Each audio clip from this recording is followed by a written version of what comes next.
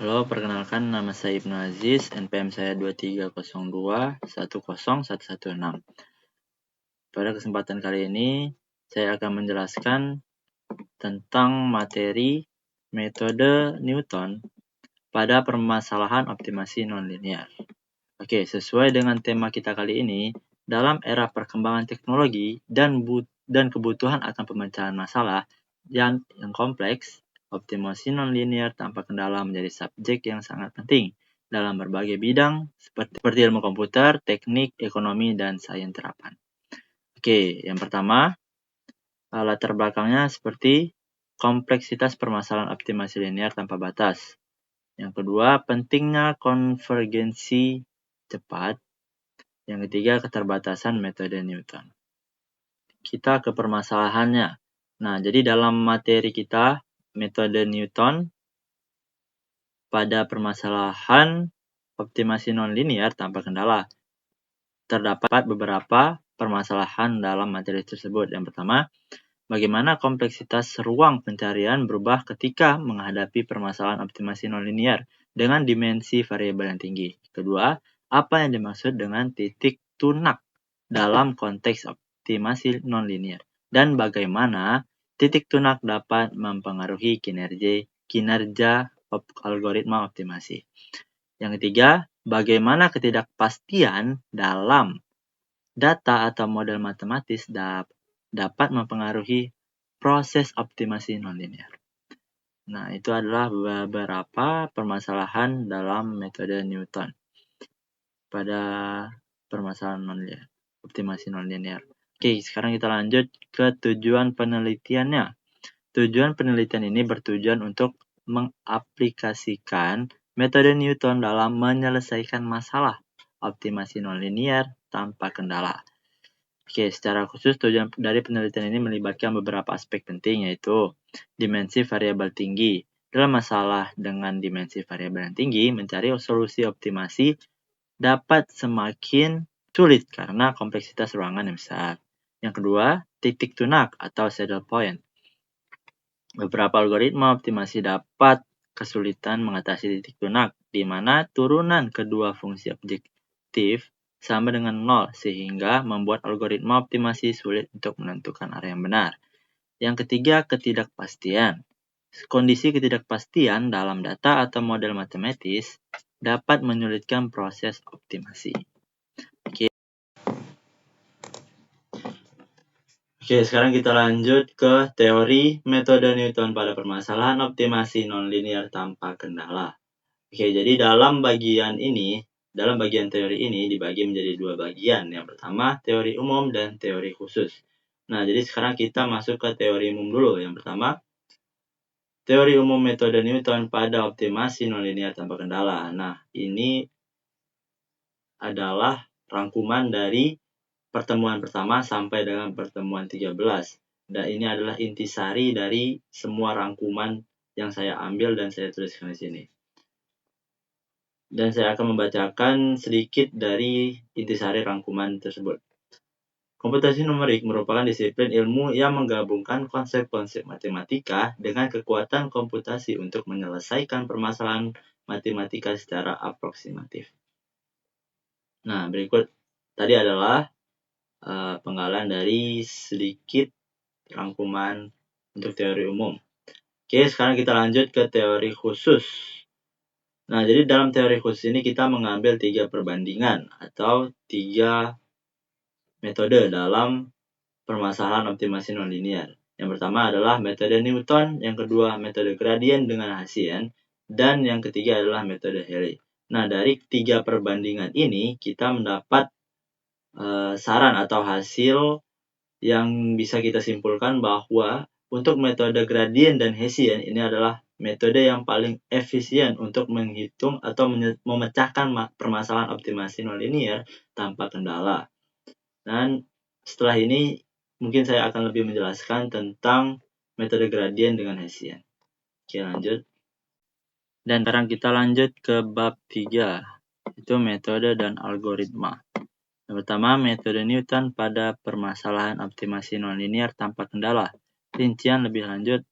Yang pertama, ini metode Newton. kita menggunakan metode Newton digunakan untuk menemukan titik stasioner di mana gradien 0 dari fungsi objektif pada permasalahan optimasi nonlinear tanpa kendala. Lebih rinci algoritma, dan di sini kita untuk langkah-langkah iterasi akan menggunakan metode gradient atau gradient descent. Ini adalah contoh implementasi dari beberapa iterasi. Iterasi yang pertama, x0 sama dengan 0. Vektor f x0 sama dengan min 4. x1 sama dengan 0 dikurang ax min 4. Nah, seperti yang sudah kita tulis di atas ya, langkah-langkah iterasi menggunakan metode gradient descent. Ini adalah langkah-langkahnya. Dan ini adalah contoh implementasi beberapa iterasi. Lalu iterasi yang kedua, x1 sama dengan hasil iterasi sebelumnya. Lalu yang keduanya, vektor f x1 sama dengan min 4. x2 sama dengan x1. ax min 4. Ini adalah untuk iterasi kedua. Dan ulangi iterasi sampai konvergensi atau jumlah iterasi yang diinginkan. Oke, kita lanjut. Nah, berikut adalah contoh solusi diperoleh dari perpustakaan Cpoptimize Minimize menggunakan metode SLSQP, Sequential Least Squares Programming. Oke, ini adalah tabel dari metode Newton pengoptimalan nonlinear. Oke, seperti yang bisa kita lihat, titik 0 pengoptimalannya akan menjadi 0,0235 dan koordinat x1, x2 akan menjadi min 9.54,1.04. Lalu evaluasi fungsi nVev akan menjadi 54 dan waktu eksekusi MD akan menjadi 7.99. Dan sampai iterasi selanjutnya. Oke, ini tabel yang kedua. Dan berikut adalah contoh grafik yang akan ditampilkan ketika kita sudah menentukan koordinatnya.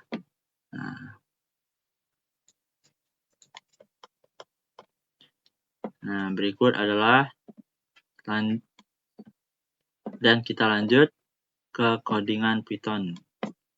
Nah, berikut adalah codingan Python jika kita ingin menentukan metode Newton untuk optimasi nonlinear tanpa kendala. Berikut adalah codingannya. Dan untuk masalah codingan Python, flowchart itu akan dijelaskan dengan kawan saya nanti. Oke, sekian penjelasan dari saya. Mohon maaf jika banyak kekurangan. Sekian, terima kasih. Perkenalkan, nama saya Arden Wilson Sarasiagen, NPM 2302100096 dari kelompok metode Newton pada permasalahan optimasi nonlinear tanpa kendala. Jadi peran saya di sini adalah membuat flowchartnya, dan sekarang saya akan menjelaskan bagaimana tahapan di flowchartnya. Yang pertama, kita perlu mendefinisikan fungsi fx dan vektor x. Setelah itu kita pilih nilai awal x sama dengan 0. Setelah itu tetapkan nilai k sama dengan 0 sebagai iterasi awal. Di iterasi awal ini ada prosesnya. Yang pertama, hitung gradien dan Hessian. Yang kedua, perbarui solusi iteratif menggunakan rumus iteratif metode Newton. Yang ketiga, tingkatkan nilai k. Setelah itu periksa apakah norma gradien atau perbedaan nilai fungsi termasuk objektif. Setelah itu kita tampilkan nilai x dan fungsi fx. Perkenalkan, nama saya Arianti Rubu, NPM 2302100114. Saya akan menjelaskan mengenai makalah tentang teori umum metode Newton pada optimasi nonlinear tanpa kendala. Kita akan membuat nantinya latar belakang itu mulai dari pendahuluan, Suara. dan pembahasan. Dan bab 2 itu kita akan membahas mengenai teori khusus Newton optimal nonlinear tanpa kendala. Kita juga akan membahas metode dan algoritmanya dari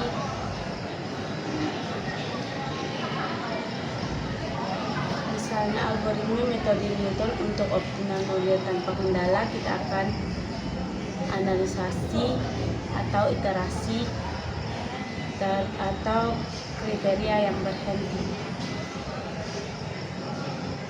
Dan kita akan menutup dengan sebuah saran atau kesimpulan. Saran atau kesimpulan itu dari metode Newton untuk memperkuat atau mempercepat optimal tanpa kendala. Perkenalkan, nama saya Charles. Saya di sini akan menjelaskan tentang metode Newton untuk optimasi nonlinear tanpa kendala ya.